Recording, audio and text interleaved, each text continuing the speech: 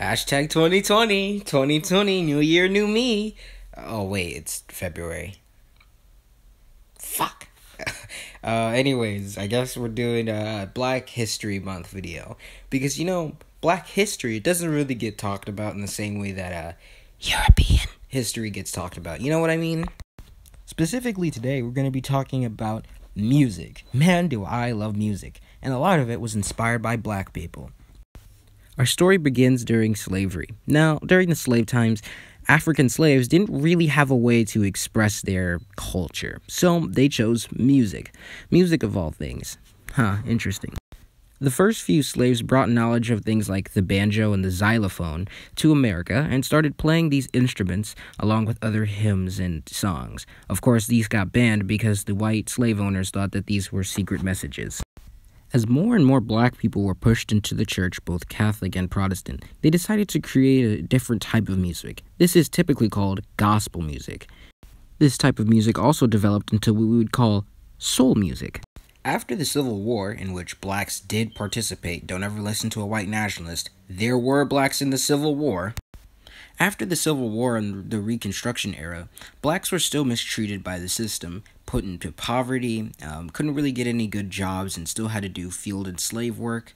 And of course, segregation and poll taxes happened. All these factors contributed into what we would call today the blues.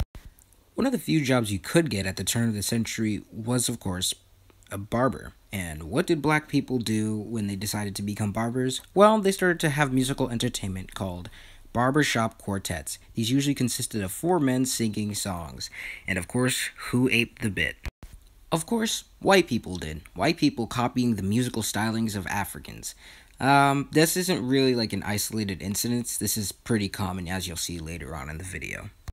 Around the time World War I rolled around, black people developed a new type of music. This is called jazz. They usually played horned instruments, drums, anything they could really get their hands on for a rhythmic soul type music. I mean, it was spread around the world so fast that it got so bad that the Germans back in World War II had to release propaganda to stop it. During the 1930s to 50s, black people created rhythm and blues, or as we know it today, R&B. This usually consisted of the same types of bands as jazz, except usually now they were singing about how the trials and tribulations of black people. It became so popular that white people again tried to stop them from selling their records.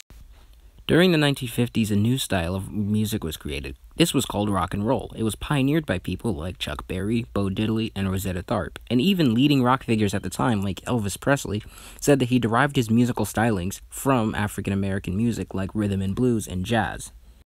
Finally, a new form of music called rap was pioneered by a man named DJ Kool Herc. The style got so popular that even divisions among the East and the West Coast began.